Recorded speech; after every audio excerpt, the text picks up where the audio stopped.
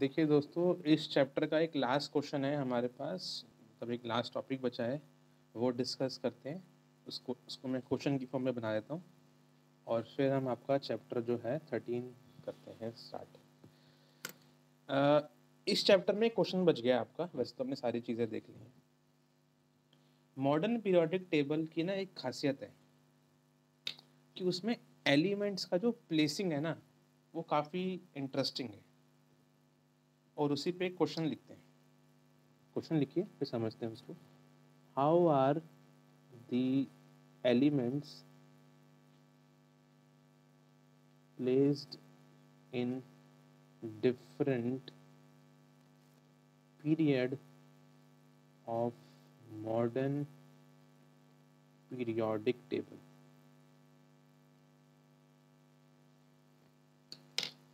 Different elements modern periodic table के अंदर कैसे प्लेस्ड हैं, ये बड़ा ही इंटरेस्टिंग चीज़ है।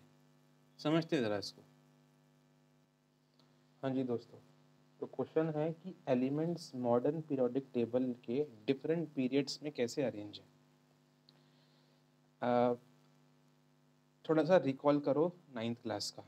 आपने नाइन्थ क्लास में पढ़ा था कि नंबर ऑफ इलेक्ट्रॉन्स एक एटम के शेल में 2n² फॉर्मूले से फिल होते हैं। जहाँ पर n का मतलब आपने पढ़ा होगा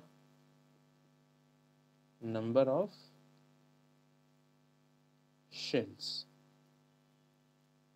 जैसे फॉर एग्जांपल अगर मैं आपको एग्जांपल दूँ तो याद करो, आप लोगों ने पढ़ा होगा कि अगर नंबर ऑफ शेल फर्स्ट है, अगर मैं फर्स्ट शेल की बात करूँ तो फर्स्ट शेल में इलेक्ट्रॉन्स कितने आते हैं, n के बदले आपने 1 पुट करा तो आंसर आएगा 2। फर्स्ट शेल में हमेशा 2 इलेक्ट्रॉन्स ही मैक्सिमम आ सकते हैं, उससे कम भी आ सकते हैं बट मैक्सिमम तो 2 ही आ सकते हैं। ठीक है, अगर ये n के बदले हमने रखा होता 2, सेकेंड शेल में क्या होता है, ये अगर आप कैलकुलेट करोगे n2 पुट करके तो आंसर आएगा आपका 8। सेकेंड शेल में मैक्सिमम इलेक्ट्रॉन्स 8 आ सकते हैं, कम भी आ सकते हैं बट मैक्सिमम 8 आते हैं। थर्ड पे आ जाओ। थर्ड शेल में मैक्सिमम इलेक्ट्रॉन्स कितने आ सकते हैं, अगर आप फिल करेंगे इस टेबल से तो ये 18 बनेंगे। परंतु ध्यान रखना, परंतु 18 नहीं आ सकते। रीज़न, थर्ड शेल बहुत छोटा होता है, वो 18 इलेक्ट्रॉन्स को होल्ड नहीं कर सकता। तो थर्ड शेल में भी एट मोस्ट 8 इलेक्ट्रॉन्स ही आएंगे। फिर 18 आ सकते हैं थियोरेटिकली, बट प्रैक्टिकली ऐसा पॉसिबल नहीं देखा गया आज तक कभी। थर्ड शेल बहुत छोटा होता है, वो 8 इलेक्ट्रॉन ही होल्ड कर सकता है। ध्यान रखना ये बात, ठीक है। ऐसे ही अगर मैं फोर्थ यहाँ पर डालूँ तो कितना आंसर आना चाहिए, 32। फोर्थ शेल में 32 इलेक्ट्रॉन्स मैक्सिमम आ सकते हैं, मैक्सिमम। बट ये थियोरेटिकल है, एक्चुअली ऐसा देखा गया है कि 18 इलेक्ट्रॉन्स ही आ सकते हैं। ये कुछ आपने नाइन्थ क्लास में पढ़ा है, अपनी नाइन्थ क्लास की टेक्स्ट बुक में, बिल्कुल चैप्टर नंबर 4 में। चैप्टर नंबर 4 में आपने देखा था ना, स्ट्रक्चर ऑफ एटम में। ऐसा ये आपको पता होना चाहिए। अब ज़रा ये मैंने क्यों बताया, सुनिए। मॉडर्न पीरियोडिक टेबल के फर्स्ट ग्रुप में देखिए ज़रा, कितने एलिमेंट्स हैं, 2 एलिमेंट्स। ये 2 एलिमेंट्स ही क्यों आए, ये 2 एलिमेंट्स इसलिए आए क्योंकि ये 2n² को फॉलो करते हैं। Just like the number of electrons are filled in various shells. जैसे दोस्तों नंबर ऑफ इलेक्ट्रॉन्स फिल नहीं होते हैं डिफरेंट शेल में एटम के अंदर, उसी तरीके से दोस्तों ये मॉडर्न पीरियोडिक टेबल ना एक तरीके का बड़ा एटम है, और इसके पीरियड्स जो है ना एक शेल की तरह बिहेव कर रहे हैं। तो जैसे एक एटम के शेल में इलेक्ट्रॉन्स भरते हैं, वैसे ही दोस्तों ये मॉडर्न पीरियोडिक टेबल के हर एक पहले ग्रुप में, दूसरे ग्रुप में टिल 7वें ग्रुप तक इलेक्ट्रॉन्स भी उसी तरीके से फिल होंगे। तो अगर आपने यहाँ पर इस फॉर्मूले में n को 1 रखा तो आंसर कितना आएगा आपका 2 इंटू 1 का स्क्वायर, आंसर 2 आएगा। फर्स्ट शेल में 2 इलेक्ट्रॉन आते हैं और वैसे ही यहाँ पर फर्स्ट पीरियड में 2 इलेक्ट्रॉन आ रहे हैं। सेम तरीके से जैसे आपके आते हैं शेल में इलेक्ट्रॉन्स, वैसे इस मॉडर्न टेबल में एलिमेंट्स आ रहे हैं। पहला पॉइंट। अब मैं यहाँ पर n को क्या कर देता हूँ 2 पुट कर देता हूँ। तो अगर मैंने n को 2 पुट करा तो 2 इंटू 2 स्क्वायर, आंसर क्या आएगा 8। सेकेंड शेल में 8 इलेक्ट्रॉन होते हैं और मॉडर्न टेबल के अंदर भी 8 ही इलेक्ट्रॉन्स हैं सेकेंड पीरियड में। देखो, एक लिथियम बेरिलियम, दूसरा third, fourth, fifth, sixth, seventh, eighth. तो सेकेंड पीरियड में भी 8 इलेक्ट्रॉन है। सिमिलरली जैसे आपने देखा था अपने नंबर ऑफ इलेक्ट्रॉन शेल में। अब आते हैं थर्ड पे। अगर मैं 2n स्क्वायर फॉर्मूले को यूज करूं तो थर्ड शेल में इलेक्ट्रॉन 18 आने चाहिए, बट मैंने बताया आपको ये थ्योरेटिकल है। एक्चुअली थर्ड शेल बहुत छोटा होता है, वो 8 इलेक्ट्रॉन ही होल्ड करता है। तो थर्ड शेल में 8 इलेक्ट्रॉन आते हैं। यहाँ पर भी देख लो 8 ही है। Sodium, magnesium 2, 3, 4, 5, 6, 7, 8। आगे देखें। सिमिलरली अगर आप यहाँ पर n को 4 पुट करेंगे तो 32, बट मैंने बताया ना 32 इलेक्ट्रॉन्स नहीं आ सकते, वो छोटा होता है शेल। तो वहाँ पर 18 इलेक्ट्रॉन्स आते हैं। और यहाँ पर गिनो, थर्ड शेल में, थर्ड पीरियड में 18 ही एलिमेंट्स। 1, 2, 3, 4, 5, 6, 7, 8, 9, 10, 11, 12, 13, 14, 15, 16, 17, 18। तो थर्ड शेल में 18 इलेक्ट्रॉन्स आते हैं, वैसे ही थर्ड पीरियड में भी एलिमेंट्स 18 है। ऐसे ही अगर आप ऐसे आप फोर्थ में आइए तो फोर्थ जो आपका होता है शेल, वहाँ पर अगर आप n को 4 पुट करेंगे तो कितना बैठना चाहिए 16 इंटू 2, 32 ना। तो 16 इंटू 2 आपका 32 होना चाहिए, बट साइज इतना बड़ा नहीं होता है फोर्थ शेल का, तो यहाँ पर भी 18 आते हैं। फिर अगर हम n को 5 पुट करें तो कितना होना चाहिए 50, बट वही चीज़ साइज बहुत छोटा होता है तो नहीं आ सकते, इसलिए यहाँ पर जो है आपके वो 32 आते हैं, तो यहाँ 32 होंगे। ऐसे ही आपके 6 शेल में 32 होते हैं। तो इस तरीके से एलिमेंट्स की प्लेसिंग करी गई है। तो आप लिख लीजिए the various elements, the various elements placed in different period of modern periodic table is similar to, हाँ जी, तो जो एलिमेंट्स प्लेस करे गए हैं मॉडर्न टेबल में वो किस हिसाब से रखे गए हैं, similar to the number of electrons filled in various shells in the atom। जैसे एक एटम में क्लास 9th में पढ़ा था ना, जैसे एटम के शेल्स में इलेक्ट्रॉन फिलअप होते हैं, उसी तरीके से इस टेबल में एलिमेंट्स की फिलिंग हुई है। फॉर एग्जाम्पल दिखा दो टीचर को।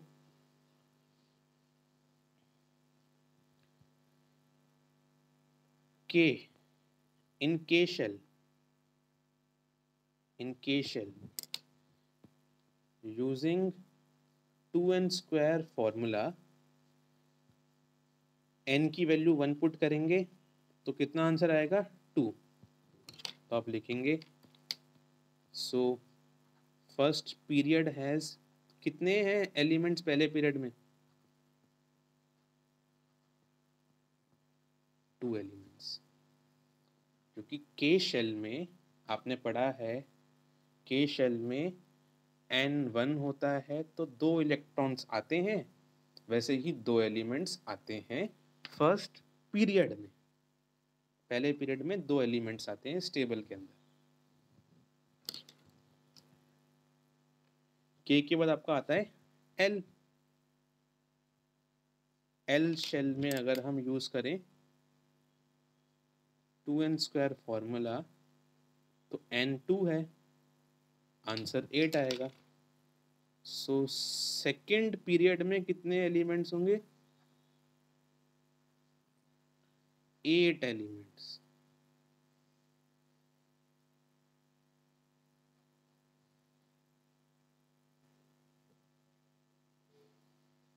एल के बाद आपका क्या आता है M shell. In M shell using 2n square formula, तो एम में इलेक्ट्रॉन्स वैसे तो बैठने चाहिए थे 18, बट क्योंकि साइज छोटा होता है, but M shell can only accommodate 8 electrons, and so third period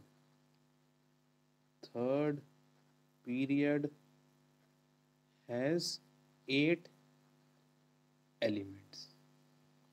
बस फिर आखिरी में आप एक ब्रीफ कर दो स्टार पॉइंट डालते हुए। Likewise, fourth period has 18 elements।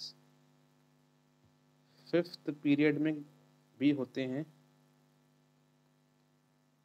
18 elements. Sixth में होते हैं 32 और सेवन्थ में भी 32। सिक्स्थ एंड सेवन्थ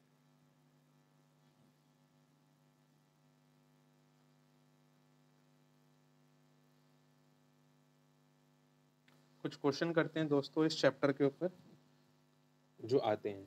देखिए, जो हमने इस चैप्टर में मॉडर्न पीरियोडिक टेबल के ट्रेंड्स पढ़े थे, वो ट्रेंड्स बड़े इंपॉर्टेंट हैं। नंबर 1 ट्रेंड पढ़ा था हमने वैलेंसी का, नंबर 2 ट्रेंड पढ़ा था हमने एटॉमिक साइज का, नंबर 3 ट्रेंड पढ़ा था हमने इलेक्ट्रोपॉजिटिविटी और इलेक्ट्रोनेगेटिविटी का। इन ट्रेंड्स पे क्वेश्चन आते हैं। तो हम एक क्वेश्चन नंबर 6 है, पेज नंबर 92 का एनसीईआरटी में, वो क्वेश्चन कर रहे हैं। ये क्वेश्चन नंबर 6 है, ठीक है। देखिए question number 6 page number 92 NCERT की एक्सरसाइज का है। क्वेश्चन कह रहा है कि position of 3 elements A B C हमें दिया हुआ है। हमें ग्रुप 16 के बारे में बताया है और ग्रुप 17। आपको पता है मॉडर्न टेबल के अंदर 18 ग्रुप होते हैं, तो ये हमें ग्रुप 16 और 17 के बारे में बता रखा है। क्वेश्चन नंबर 1 स्टेट करना है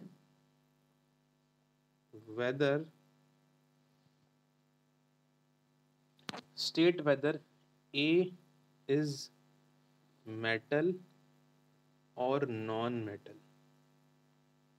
पहला पार्ट, इसका आंसर नॉन मेटल होगा। रीजन दोस्तों, देखिए मैंने आपको बताया था ग्रुप से अगर हम देखें, अपनी टेबल देखें, अगर हम लोग मॉडर्न टेबल देखें तो ग्रुप 1 और 2 में ही आपके मेटल्स हैं। ग्रुप 1 एंड 2 में मेटल्स हैं आपके। ग्रुप 17, 18, ग्रुप 15 से, बल्कि ग्रुप 15, 16, 17, 18 में आपकी नॉन मेटल्स, बीच में कुछ आपके मेटलॉइड्स भी हैं। तो आप लिख लो इस क्वेश्चन का आंसर, आंसर तो नॉन मेटल है। एज एलिमेंट्स बिलोंगिंग टू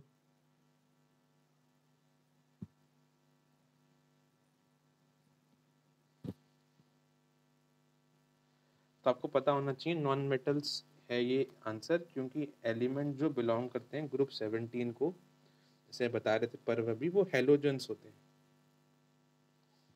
और वो होते हैं नॉन मेटल्स। और नॉन मेटल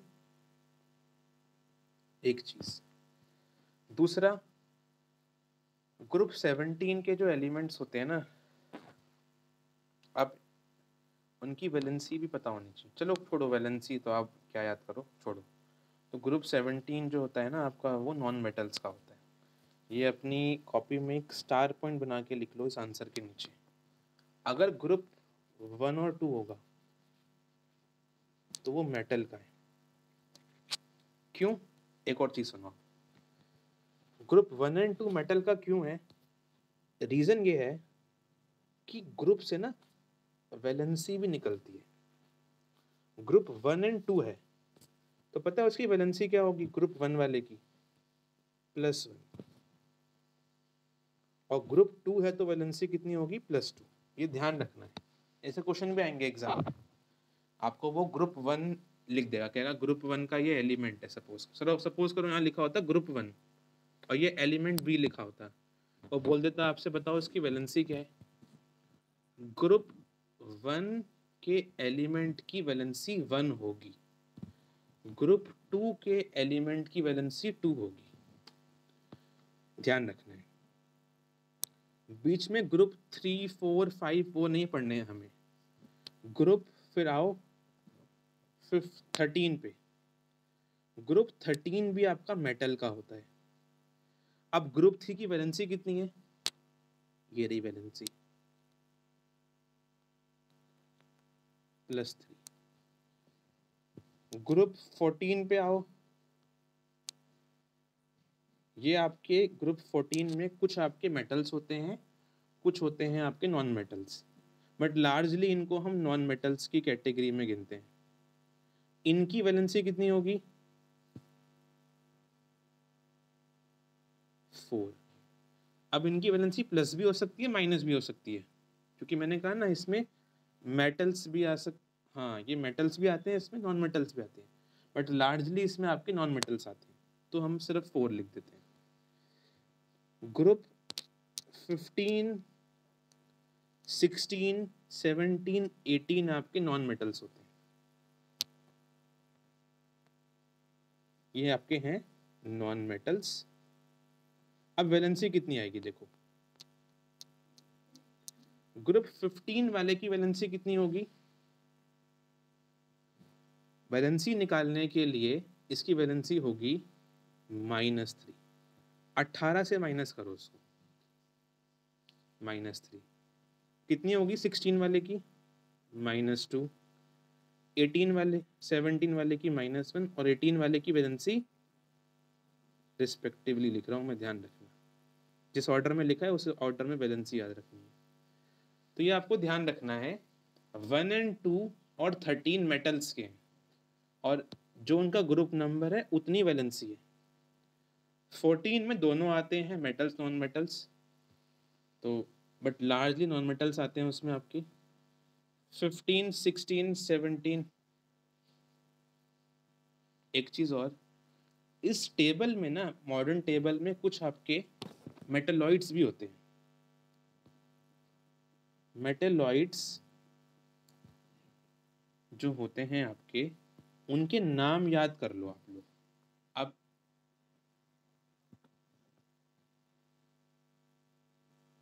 कुछ मेटलॉइड्स भी होते हैं इस टेबल में। मेटलॉइड्स क्या होते हैं? एलिमेंट्स जो मेटल की तरह भी और नॉन मेटल की तरह भी।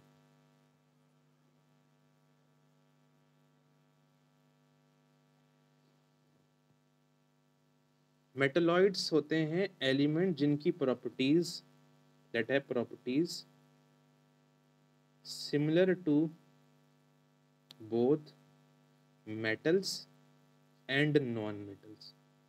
जो एलिमेंट्स मेटल्स और नॉन मेटल्स की तरह दोनों की तरह बिहेव करेंगे उसे आप लोग मेटलॉइड बोलते हो, ध्यान रखना।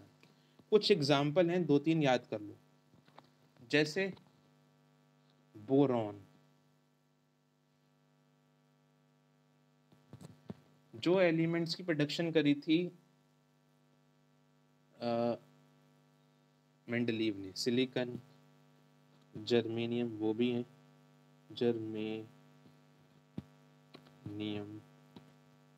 इसके अलावा 2-3 एलिमेंट्स और हैं, आप याद मत करो, मैं लिखवा देता हूँ, बस ये 3 याद कर लेना, बाकी याद नहीं करने आपको। एक है आर्सेनिक, बिल्कुल याद मत करना इसको, मैं बॉक्स बना रहा हूँ बट लिखवा देता हूँ सिर्फ।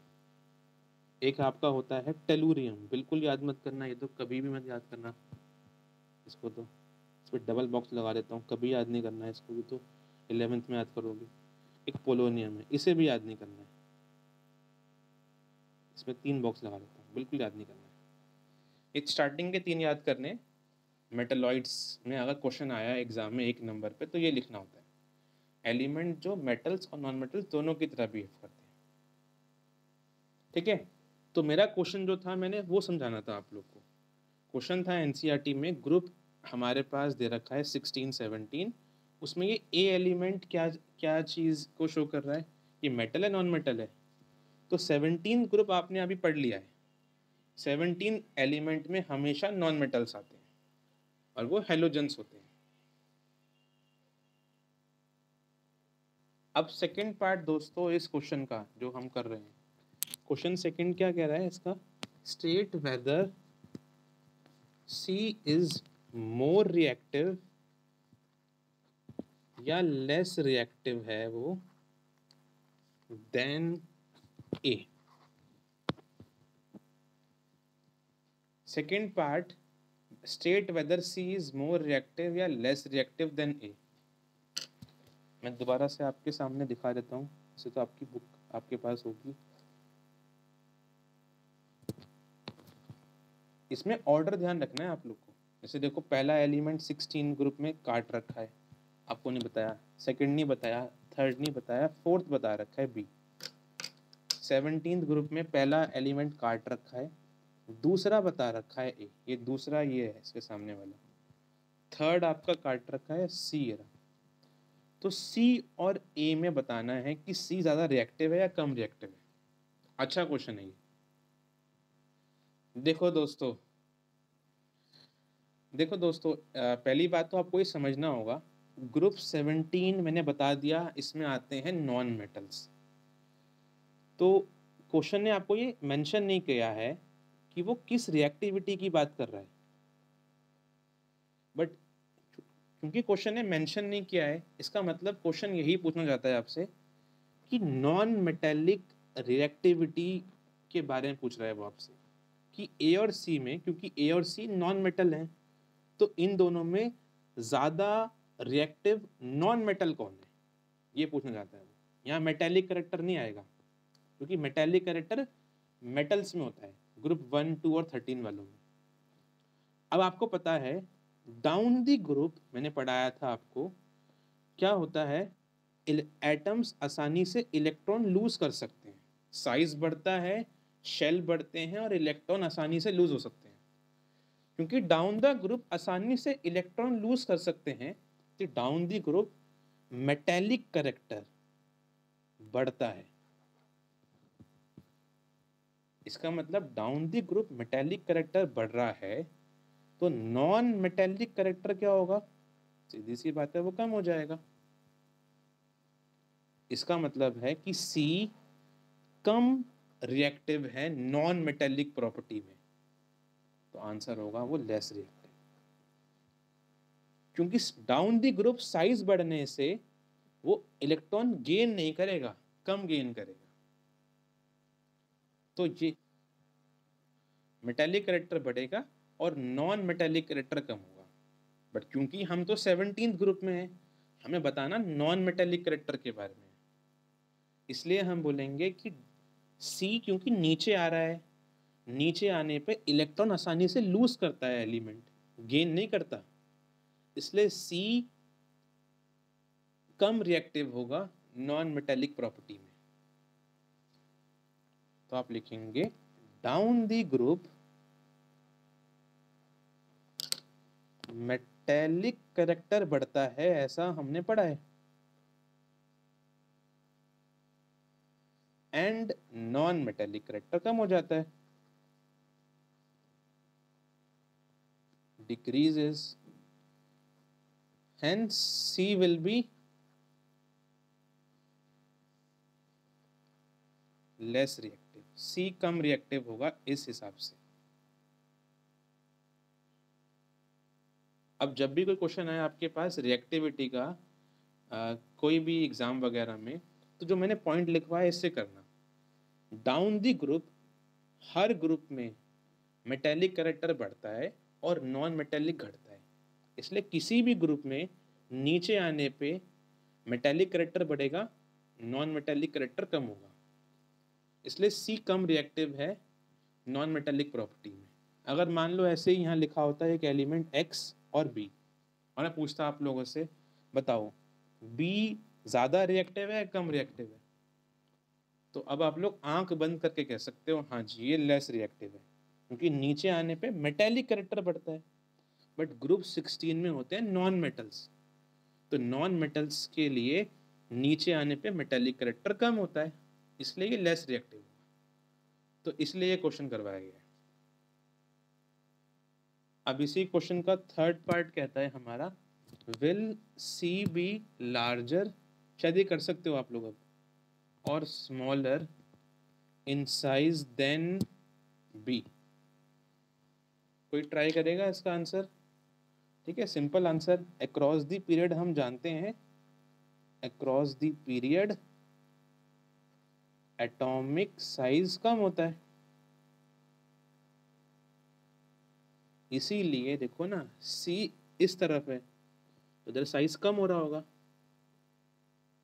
सो C will be smaller in size, C होगा छोटा साइज में।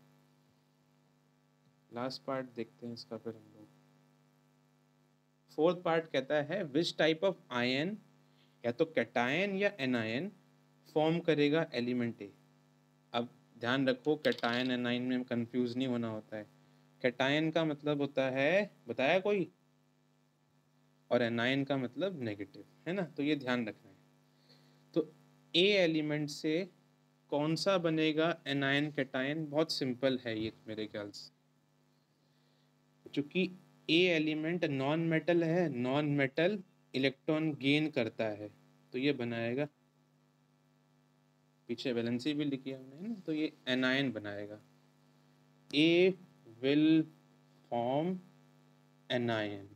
एनायन लिख लो अगर आपको याद नहीं होता है तो, ये होता है नेगेटिव आयन। कैटायन क्या होता है? Positive ion. जी, ये क्वेश्चन हो गया।